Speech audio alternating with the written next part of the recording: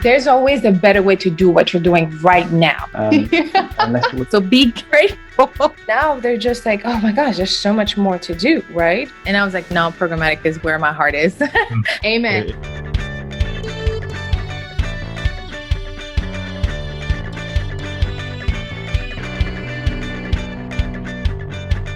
Welcome to the Programmatic Digest podcast. We have a special guest today, Pedro. How are you doing, Pedro? We're so excited to have you.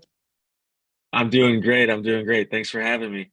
So we were talking offline. You have quite an exciting last 2 weeks, right? You're a soccer coach, so we're definitely going to talk about that. But before we get into our conversation today, which is going to be about you, about being a Latino in Adtech, how you started on the publisher side, where to go from here if you're listening and can relate to us. How about you give us like a good 2-3 minutes introduction of yourself, who you are, what you do, and maybe your future aspirations.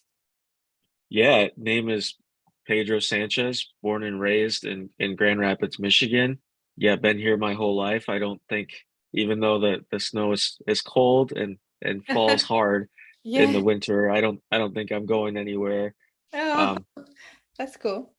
been in ad tech now for close to 10 years. I think I'm coming up on 10. Started just getting into business and slowly that turned into learning advertising and marketing. And I've always been around sports, worked with sports companies, even in my position now with diDNA.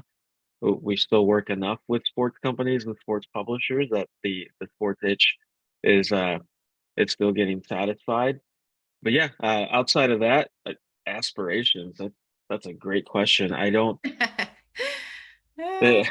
revisit it as much as I probably should, but I think my goal is really just to make an impact, whether it's locally, globally. Just love to, you know, Yeah, be an inspiration for Latinos, for people from my community, and yeah. really anything there in between. I just love to That's grow and help people grow. that's really cool. So now you're at diDNA, right? Which I'd love. So tell us about diDNA. What is diDNA? Like, what do you guys do? What magics, like awesome magics happening at diDNA? How do you service your clients? Like, talk to me about that. Yeah, absolutely. Didna right now is still a small team. We're a small team of innovators. We work with publishers, different agencies and brands. We leverage some proprietary technology, which is with powered by AI and machine learning technology to Yeah. optimize revenue for the publisher. So we're stepping into kind of having a multifaceted of the business, but our bread and butter has been our machine learning technology that really optimizes the best CPM for a publisher. Gotcha. And I know you wanted to talk about CTV and we want to talk about some ad tech innovation. Is there anything pertaining to diDNA? So you would be considering a data provider for your clients, right? A demand provider. A demand provider. Okay. Okay. So Yeah. what is that exactly? Yeah. So the way we're working with the publishers is typically when, publisher A comes to us, they're signing some sort of agreement to make us an extension of their ad ops. Even if a company has a big or small team, it could be multiple Yeah. people, one person. We Yeah. love to really roll up our sleeves, learn their business, and learn how we can help them. And Okay. the Got it. best way for us to do it to start is we have, and primarily my day to day is Mhm. working with all of our supply and SSP partners, different agencies to get direct deals as well. Mm, um, we're okay. able to come to the publisher and say, hey, plug in our demand along with everything else they may get from us. So there's a lot of consulting that goes into play with these publishers and Mhm. finding the best solution, best new units, I love um, it. and really walking alongside them to get the best solution for them. So here's a quick question about the consulting side of what you do at diDNA. What has been one of the challenges you've been coming across a lot lately in your line of business. So like publishers are asking a lot about this, and we're finding that we have to do this, or, our demand is here, but we should be here. Like, what are, like, you don't have to give specific names, but what are some of the challenges you're going through? Because I think it's important to highlight, like, yo, it's Q4. These are the challenges we're expecting, and this is what we will tell our publishers or our client partners to handle this. Absolutely. I think advertising in general is always kind of a love and hate with the ad placements. Mm-hmm. So that's Okay. always an ongoing challenge of don't Oh, put too many ads, but publisher wants to make the most money as possible with their oh, site. So you're always trying to figure out, hey, based on your users, what is acceptable and what's not. mm, And that's very much specific to a site. It's never a one size fits all solution. okay. But I mean, there's always challenges around what ad formats, where display and video will work great on one publisher. Mm-hmm. The combination of both may not be best suited for another publisher's site. And it's kind of really finding where are the avenues to help a publisher, and ad formats is always a big one. And it's not necessarily a specific ad format. Yeah, I yeah. think for us right now at Didna, we are really kind of leaning into outstream players Oh. on desktop and mobile. It's not necessarily something that's new to the industry, Mm-hmm. but it's a new product for Didna to have our own player and being able to leverage and utilize other people's players as well.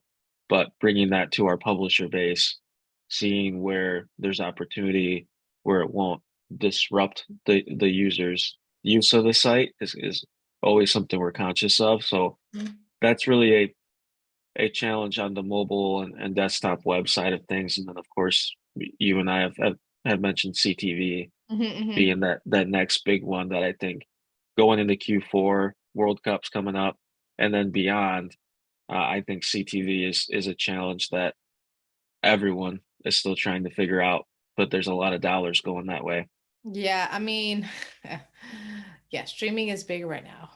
Just in case you didn't know, whoever is listening, this your gentle reminder that streaming is big for many reasons, but also for the benefits of streaming as a consumer, but also as a brand.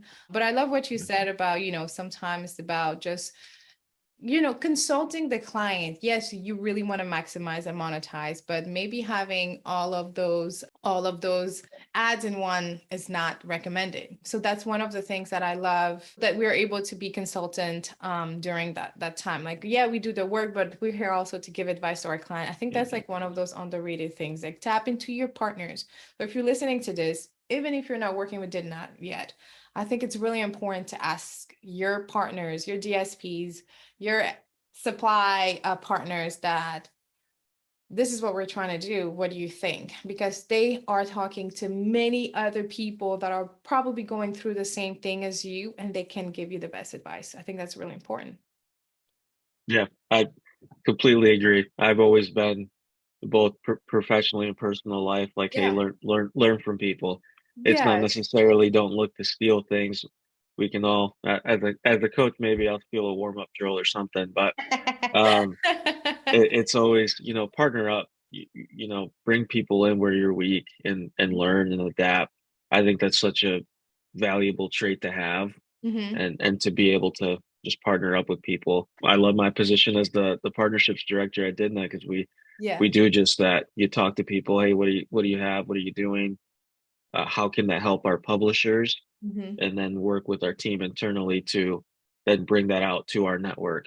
And it's not always as quick as I would like, but to your point, it's just, hey, listen, talk, get it out there, and people may say no, and that's okay. Hmm. Ultimately, we're still trying to find the solution that's best for them. Not so much did know. That's really dope, because you did say, like, you came from the publisher side, right? From I you did. at upside. So talk to us about what does that mean for the publisher? Because I'm on the buy side. So I kind of know what Yeah. ad ups do on the publisher side, but kind of not know. So tell us, like, enlighten people listening and myself. Like, what does that Abs- mean? yeah, How absolutely. did you even So get started? Can we start there first? How did you even land it in the industry? Like, how did you get started there? Yeah, I guess I'll go way back. Getting my toes and feet wet into advertising in general was through digital out-of-home advertising. So imagine your advertising screens in a coffee shop or restaurant, bus station, whatever it may be. I came across a job by mistake. It was a friend of mine needed somebody with tech knowledge that's what I had. I didn't have any advertising knowledge. I ended up running the company in 3 short months. I was doing a lot of the tech work, scheduling the ad campaigns, also trying to sell some of these ad campaigns. So that was kind of the start of understanding what's an impression, how does that even work? A lot of these locations give crazy numbers of how many visitors they have coming through, and just trying to provide the value for the advertiser on those sites. How So did you that's how, learn? Like, how did you learn what's an impression? What's a SSP? What does it stand for? How did you learn that information? yeah, I mean, at that point, I honestly had no idea what an SSP was. I was selling local, like, hey, you're a Mary Kay dealer Oh, or whatever. Like, hey, you want to okay. pay $50 a month? And the way that it worked out was each location that we were in got a revenue share Hmm. of what we sold. So it was kind of, I Okay. wasn't even using a real ad server. I was creating a video slideshow on these TVs Oh, and wow. running that. So it was like very, very basic. That was probably 2014, Wow, 2013, that's way back. 2014. Let's go Yeah. way back. Yeah. So I know some of these companies are still around. I actually love to visit the locations. They don't necessarily have advertising anymore, but some of our OG equipment is still hanging out. What? But yeah, Funny. Oh my gosh, that's really cool. but yeah, I landed at a publisher called VNN Sports. It was Varsity News Network at the time, Hmm. and they're a network of now probably 15,000 high school websites. Oh, wow. And it's really your local high school, their athletic department would have a website where their schedules go, their scores go, coaches can post. It's like we used to call it the ESPN of high school sports, but it's your specific school's ESPN. That's really So cool. it's very cool. Oh, I yeah. ended up there as a consultant, as kind of a website builder, and that was kind of just the tech knowledge that came through. It was cool side hustle money was kind of how it started. It wasn't a full-time gig. Yeah. And through that process, kind of went up in a couple different roles and ended up starting the advertising department for them. And that was really when I started using DoubleClick. So back then, DoubleClick for publishers and going through the process of, hey, is DFP the best thing for us to use? Yeah. Should we use something else? And I honestly just learned it all on the fly using Google Forums, Hmm. asking people questions that may have used it before. And fast forward 6 years, I did a lot of different things from just trafficking, sponsorship type of campaigns where someone just bought 3, 4 months to, I think, near my couple last months there, our revenue was going to hit about $250,000 for programmatic, Nice. which is pretty big. Yeah, it is. And here I am at diDNA. diDNA was a partner of us. I think since the early beginning, diDNA became a partner of VNN, so I knew the team very well. Hmm. And I think it was as simple as asking some of the leadership here, hey, how can I learn? What are Hmm. you guys doing? Because I'd love to grow my knowledge. And that turned into a full-time job opportunity That is so eventually. amazing. Listen, Yeah. that is one of the reasons why I like to ask this question. How did you start it? Because it's not everybody has such an interesting story. Like the only way I landed here is also accidental. I applied for a job. They called me back to tell me that actually that's not going to work. You're not qualified. But we're starting this programmatic department. I know you don't know anything about it, but we're willing to train you. And I was like, cool. I was motivated by money because I was a recent grad. I had bills to pay. And that's how I landed in programmatic. So now, fast forward in our time, 2022, when I speak to college grads, when I give presentation into like, the marketing association groups, it's really hard to explain to them, like it's not easy to get educated unless you know which vendors to go for. And that's honestly why I created the course that I have. It's called the Reach and Frequency course. It's everything I learned as a trader, because again, I'm on the buy side. Everything I learned as a trader, anyone that wants to become a trader or campaign manager can learn. And it gives all of the example. It literally talks about like what's retargeting, what's the SSP, what's this and that. And then in the last module, it talks about how now that you're running your campaign, here's how you want to optimize. Now that you're optimizing, here's your reporting hacks, like top 5 things you want to talk about in every reporting, things like that. Again, it's very, very relevant for somebody on the buy side that is managing 1 or 2 DSPs or 4, and literally had expert reach out to me saying, this is bomb because I didn't even know about this. And I've been working in the industry for 4 years. So it's really cool that you are #selftaught. Can we use that #selftaught? I'm definitely Love using it. that in the description of this show notes. I mean, on the Love podcast. it. That's it, #selftaught. But I appreciate that. I appreciate your journey. So if anybody's listening, starting in their own journey, what are like 3 things you want them to know? Like, what's your 3 things? Like, what's your drop of wisdom right now? Yeah, 3 things. Dang. Well, I think the first one is ask questions. Okay. I think that nowadays people, you tend to say, fake it till you make it. Well, Mm-hmm. that's great, but also sometimes it's, hey, ask questions, show people that you're working to understand what needs to be done to do it right. Mm-hmm. Secondly is own it and create your own spin on it. Mm-hmm. Is what, going off of ask questions, but make it your own. Develop your own process, your own understanding of it. Third, that's a tough one. I think in general is, align with people that align with what you want to do.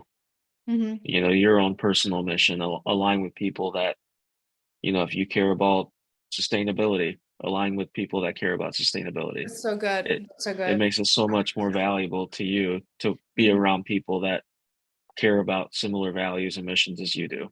That is so good. And I think it's a good segue into like one of the final questions I had is like being a Latino in ad tech. What does that mean? Like, and I don't only want to talk about the challenges, I also want to talk about the wins here, because again, somebody's going to listen to us. They're going to relate to your story. They're going to relate to how we sound, look, just our values. And so, what were maybe a few challenges that you never expected, or what are some of like the opportunities you had because of that? Because there is a serious diversity, equity, inclusion, and representation in our industry. Let's be for real. That's one of our mission. That's why we make it a point to invite people that just reflects our mission, which is which is you. So what does that represent for you? Like, and this is your time to really talk about how proud you are, but also like these are actually what it is to be who I am in the industry right now.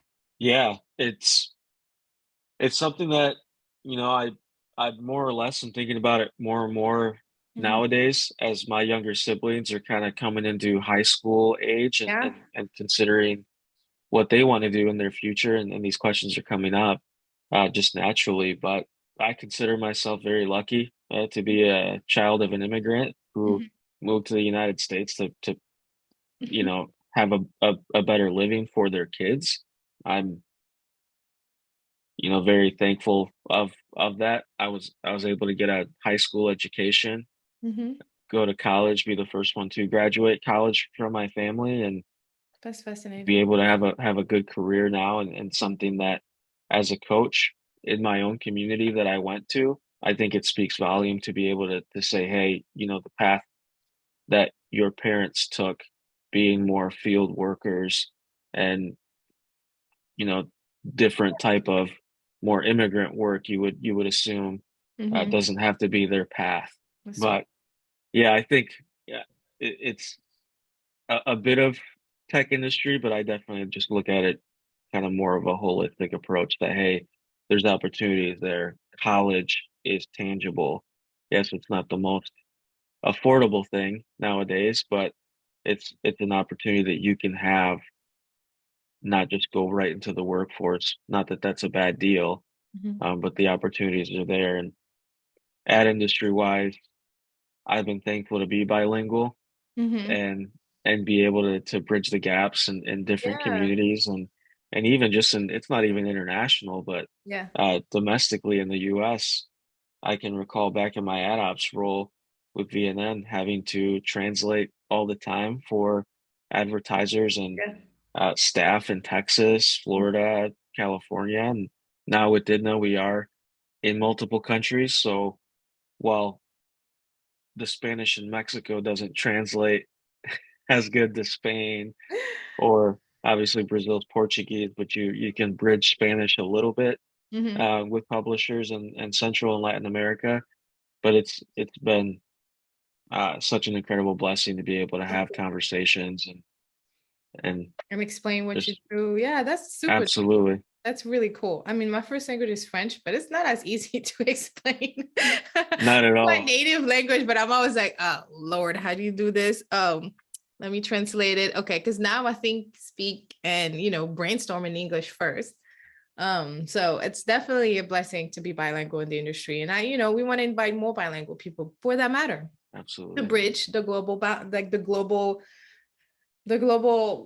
boundaries that we have set for ourselves by our previous whoever. And I think it's really cool. And I really want to commend you for sharing and being having such a great impact in the community, because we need to hear more of your story, right? But I want to be respectful of your time. I know I want to be able to ask you one more question before we close.